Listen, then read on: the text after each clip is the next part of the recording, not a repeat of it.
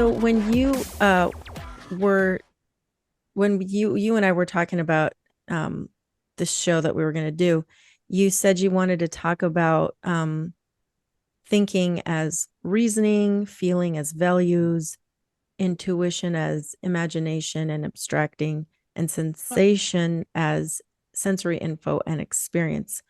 Do you want to break it down that way to Yeah, explain things? let's do it like that. Sure. All right. I guess we'll start with de-judging functions, thinking and feeling. So we all kind of know what thinking and feeling is, and you're basically right. But whatever how you define it. But as far as psychology goes, or this Jungian psychology that we're going to be talking about today, the simplest way you can boil down thinking and feeling these cognitive functions is thinking is reasons. It's your reasons for doing something.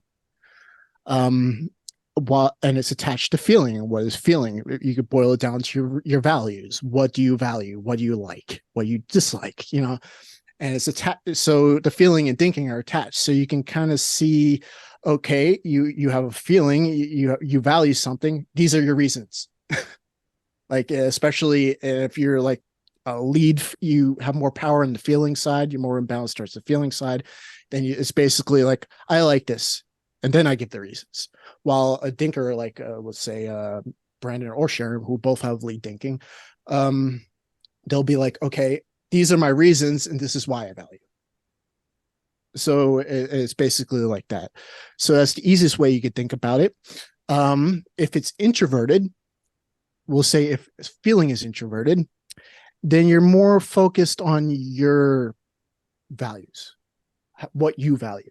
And that's about it. Maybe you care about the values of your closest people, whatever, but you, for the most part, you don't give a shit. It's my fucking values. I don't care about their values. Fuck them. But well, not exactly, but you get what I mean.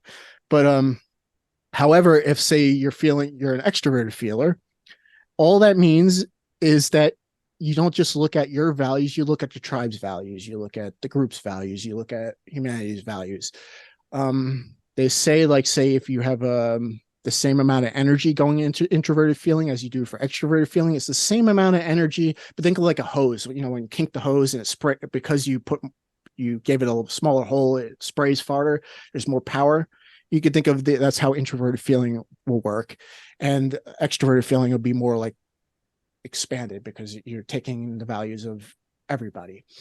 Um, Now that's just the easiest way to break those down. It gets a lot deeper. There's tons of correlations. It kind of reminds me of like, astrology or fucking crystals or whatever. There's all kinds of like correlations that you could keep adding to, okay, feeling, thinking, blah, blah, blah, to compete, continue to understand it, to further expand upon it, blah, blah, blah. But in the simplest terms, feeling, values, thinking, reasons. And the same as we were just discussing with the feeling, the thinking can be the same way. If you're focused mostly on your reasons, you're an introverted thinker. However, if you focus on the tribe's reasons, all the reasons that are possible out there, the whole spectrum of reasons, you're an extroverted thinker. Now the introverted thinking, feeling, and extroverted, blah blah, will show up in different ways in the language. It will show up in how we experience it, and maybe we can expand on that later. But so basically, that's what thinking and feeling. If you want to boil it down to its simplest fucking understanding, that's what it is. Um, Now, intuition and sensing, your perceiving functions, your observing functions, are a little trippier.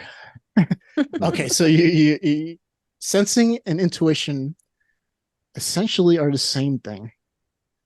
The sensing is going to be this realm, this objective realm that we're all experiencing.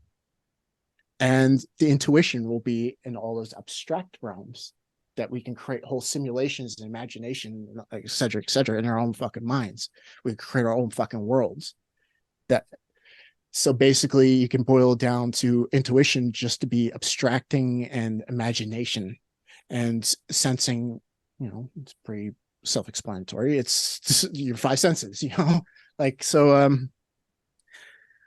It's concrete. It's the actual objective world. So basically, they're the same thing, and they're also on an axis. And you're going When to you say lean. access, I just want to be clear. When you say access, they're like pairs. They go Yeah, together. they're linked, they're connected. You can never disconnect them. They're always connected. So, so yeah, you use your intuition and your sensing together, just like you use your feeling and thinking together, to perceive the world, to take in information and to organize it. In the case of intuition and sensing. So yeah, that's basically how you can boil it all down.